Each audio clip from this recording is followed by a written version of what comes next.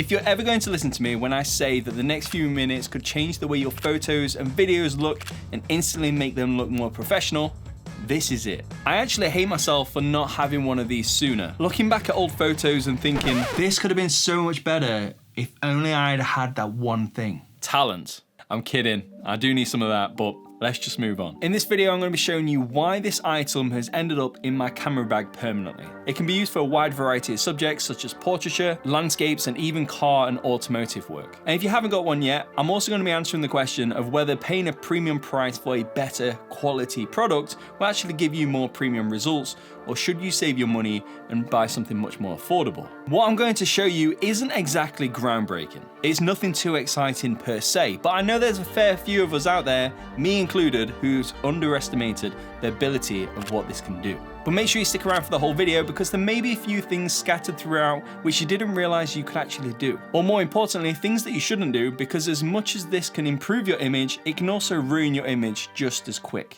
This is a circular polarizing filter, or CPL for short, and at first glance it looks like a plain ordinary piece of glass, but it is so much more. This filter can reduce the amount of glare and reflections in your image. Take this for instance, if you're outside filming on a sunny day, your sky can look really blown out and lack a lot of colour. The green leaves on the trees may not look so green, it just doesn't look very good. But using a CPL filter can help reduce that and add the saturation and vibrance back into your image. If your image contains any water from a pond or a lake, the water in your image will reflect something, and most of the time it's the sky, giving you this really bright, white, sometimes overexposed water. Again, use a CPL filter, it looks so much better. With car photography, a CPL filter is pretty much a must-have. A clean car will always reflect its surroundings in the paintwork, meaning that you don't get a clear image. Using a CPL filter will help reduce some of the reflections in parts of the paintwork, but you could run into some problems, which I'll go through shortly, but don't worry, I have a solution. Perhaps instead of filming outside a car, you want to film inside a car through a window, or any window for that matter.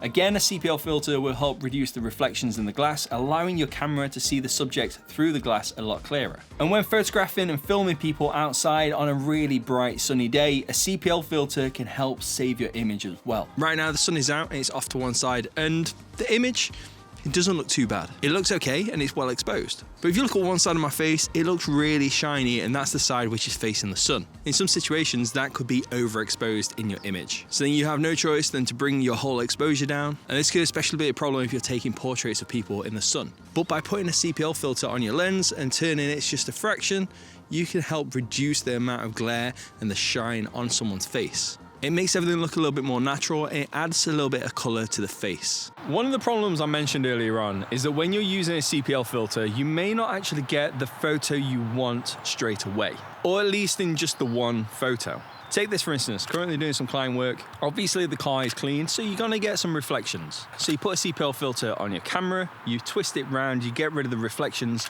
across the top of the car, the bonnet, and even better, it increases the saturation on the road. But down the side of the car, where you didn't have reflections to begin with, we now do. So I always find myself taking two photos from the same location, turning the ND filter 90 degrees between the two photos, and then you need to do a little bit of post-production by choosing which part of the photo you want in the final image. And here's another little tip, anytime you're doing that kind of stuff, make sure you use a tripod, makes things a whole lot easier later on. But with a CPL filter, as much as it can help your image, it can also ruin your image before you even take the photo or hit the record button.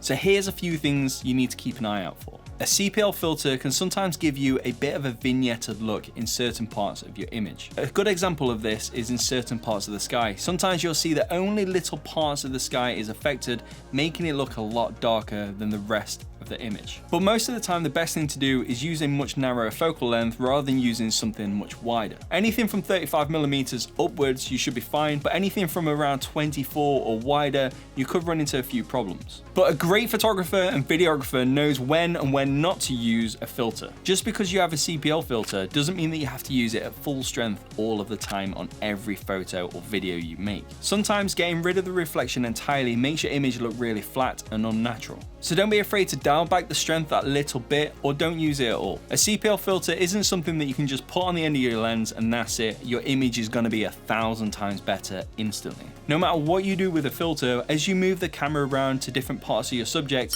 the image is going to change and you're going to have to adjust that filter accordingly. So it's very much a try it and see how it looks and adjust accordingly. And even then, there's certain times that a CPL filter has no effect whatsoever. And the final thing to be aware of is the color shift that you may get when you're adding the filter to your lens. For most of the CPL filters I've used in the past, they will warm your image up ever so slightly. And this isn't just true for CPL filters, many other filters across the board will do that as well. But regardless, in any situation when you're using a filter, you should always be setting your white balance after you've applied all of your filters to the end of your lens. Therefore, any shift in color that the filters have created will be taken into account in your camera settings. CPL filters can also be used with other filters as well. However, you do have to be careful when you're using a CPL filter alongside a variable ND filter.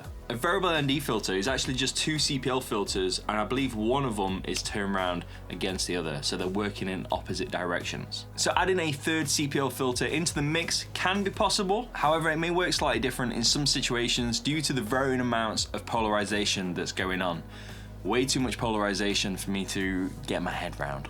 But you can get CPL filters with the neutral density part built in, but it's not variable. And CPL filters aren't just restricted to your everyday camera, by the way. You can get CPL filters for GoPros and other action cameras, but I love using them on drones. Because as you've already seen, they make landscapes look so much better. Again, when I'm using any kind of drone for any filming, I'm using a CPL filter, but it's got the ND built in. And that ND filter helps control the shutter and exposure situation that we all know and love. But does spending more money on a better CPL filter actually give you better results? In terms of the color shift, it varies, but this shouldn't be taken into account because we're going to be setting the white balance after we've applied the filter. Some brands of filters I feel like can give you a larger amount of polarization, and this can sometimes make your image look a little bit less natural than you could want. CPL filters also reduce the amount of light that can enter your lens, therefore your exposure is going to have to be a little bit higher. However, I've never found this to be directly connected to the cost that I've paid for the filter. I've used K&F Concepts, I've used Tiffin, I've used Hoya, and now I use a Polar Pro CPL filter. All four of them filters are in different price ranges, and over the years have all given me perfectly acceptable results. And honestly, the only reason I now have a CPL filter is because I upgraded all of my lenses, needed a bigger filter, and at this one particular time there was a sale on with Polar Pro and I decided to upgrade all of my filters to 82mm, all from Polar Pro. My advice would be to buy a CPL filter which is going to fit your largest lens in terms of filter size, and one of the most important things is to always buy something which is well within your budget. Go out and experiment, see how you like using it, and go from there. Because with the added saturation and the reduced reflections, you can seriously increase your image quality. Having a CPL filter is definitely something I regret not having sooner and using more of. However, unfortunately, there are things that I have bought